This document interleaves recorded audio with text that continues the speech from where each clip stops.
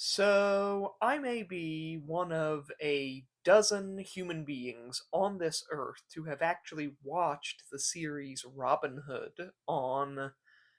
Wait, what was it on? I honestly I have honestly forgotten what channel it is on. I don't remember. It must have slipped my mind, but I kind of feel bad about it. I want to say it was like MGM put it or like produced it, but I don't know. I mean, I honestly have no clue, and that probably tells you more than you need to know about the quality of the show in question.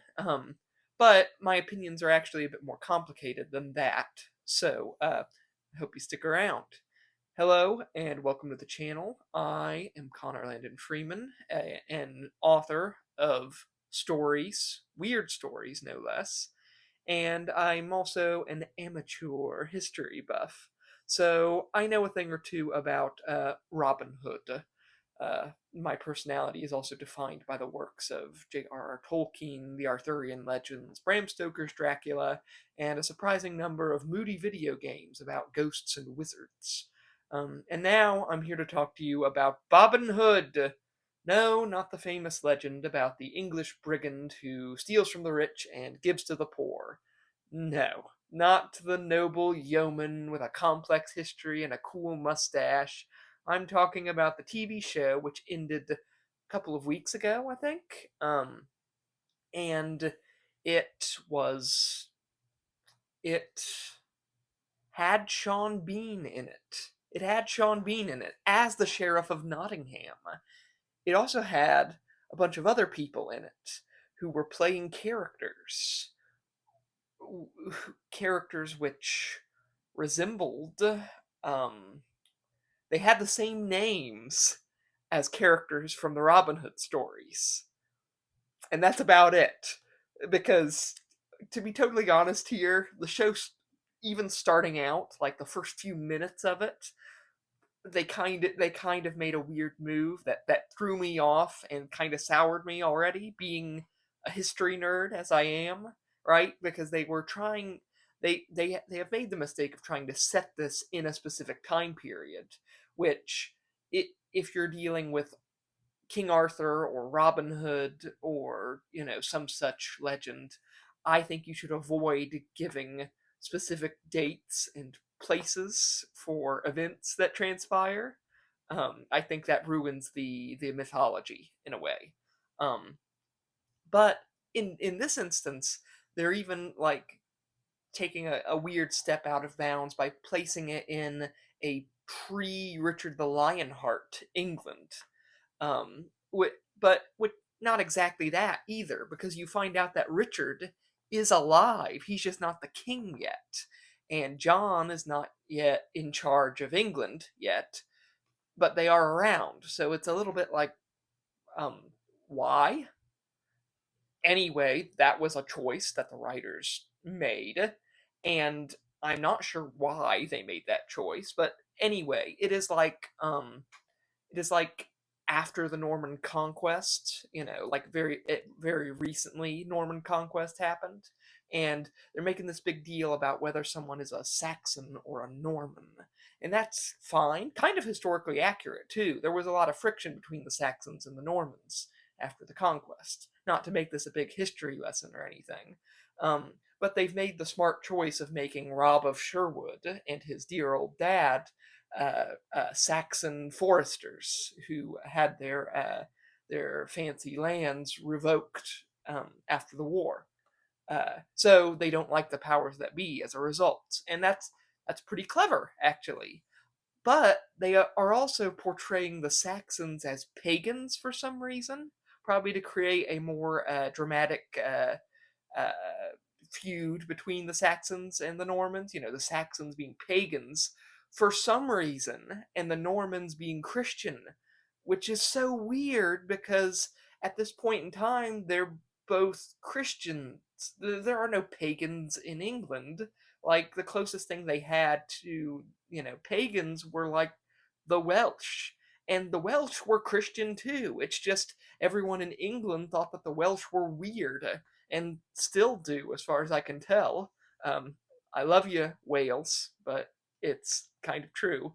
Um, but Saxons, pagan? I mean, the famous pagan king Edward the Confessor.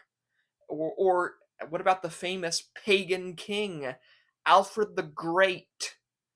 I mean, for goodness sake, the only part of history that Vikings got right was portraying Saxons as Christian, and somehow this show even managed to screw that up. Um, so this is like the first 5 minutes of the show, and it's already soured me on history. Um, but also, it portrayed to me a world which obviously didn't exist. And so I started to treat the show as some sort of horrid anomaly outside the bounds of history. It's a fantasy. And to that end, it's fine. It's like the kid playing Rob is fine. He's a little whiny, and he doesn't make me think of Robin Hood exactly. But you know what? Neither did Kevin freaking Costner. I mean, who was a terrible choice for Robin Hood. Which is not to say that this show is better than the Kevin Costner movie. Oh no no no no! The Kevin Costner movie, despite Kevin Costner being in it, is still like one of, if not the best Robin Hood movie to date, and that's something incredible in itself. But this show is, all right, and the kid is still a decent lead, a traditional lead, but a decent one. He's kind of let down more so by the incompetence of the writers than anything else. Which I feel really bad saying this because I'm a writer, but also I can't figure out what they were trying to do with this story. I mean, they just couldn't seem to make up their mind a lot of the time. They seem to drag out rather needless plot threads and kind of unnecessarily make changes to the Robin Hood mythos, which didn't really seem there doesn't seem to be a good reason for it. I'm not such a stickler that everything has to be a perfect one for one adaptation of whatever, and especially with something like Robin Hood or King Arthur, which doesn't have a perfect canon to work from. It's all kind of garbledygook anyway, of hearsay and conjecture and what have you. Probably because it's tied to actual human history, but like it doesn't seem like they're making quote unquote changes that elevate the story in any way. They're just trying to be different, which is not the reason you change something, really. But somehow, in all of this madness, they're able to consistently turn out great scene after great scene with the great Sean Bean, who gives it his all in this show. Sean Bean is just really good in this. I mean, he seriously elevates the tale, and I mean, come on, it's Sean Bean. Of course, he's gonna do his best. He's gonna turn in a good performance. But they also wrote his character well. He manages to portray this complicated, complex, uh, and seriously devious sheriff who is willing to sacrifice an awful lot in order to maintain order and stability and peace. He's very interested in there being peace in the land, and he's doing all this for the sake of his land and his people, and also for his daughter, because apparently in this he has a daughter who's kind of a witch, but she's also like, okay, she's fine. She's a fine character. She's sort of a stereotypical horny deviant noble girl. There's that specific archetype that she just kind of fits into rather neatly, but nevertheless, she's still more interesting than like Robin and Marion in this. And this is gonna sound weird, especially coming from me, but like, you know, I didn't mind Little John in this. He was fine. I did chuckle every once in a while when he'd like put on a hood and try to blend in to a crowd of very short white English people. But I mean, other than that, he was fine, and he actually was. He was one of the more likable characters. So yeah, good writing trumps anything else in that regard, and good acting too. He portrayed a good character. Um, and look, I'm not saying it's a good show. I am not trying to defend the show necessarily, but I'm also not trying to trash it either. What I'm saying is, wait, what am I saying? Um, uh, okay, what I'm saying is that the show is kind of good and kind of sucks, and it's also nevertheless really entertaining. Um, like in this kind of strange, nonsensical, soulless way. It's strangely compelling. I watched it to the end, right? And the cast is more or less competent, and some of them are actually pretty good actors. You can tell they're pretty good at doing what they do. And there's a great costume department too. I really like the way the nobles dress in this. I don't know how accurate it all is necessarily, but they all looked kind of cool, and there was a bit more color in it than you usually see in period pieces. Usually everyone looks like Game of Thrones. It's all like dirty and grays and browns, and but no, in this there was a bit of color. People were well dressed, the well to do people, that is. The woodsmen were all dirty, trash goblins, because of course they are.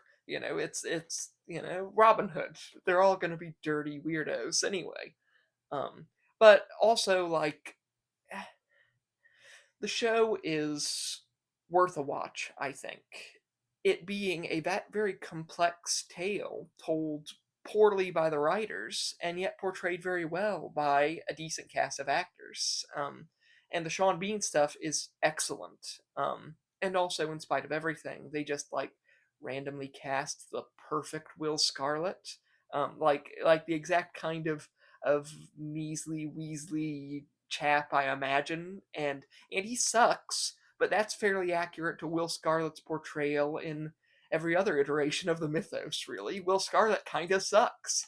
Um, I mean, granted, the show is not a true Robin Hood adaptation because it does not have a song singing rooster by the name of Alan Adale, and so it is automatically ruled out from being anything more than a mediocre adaptation.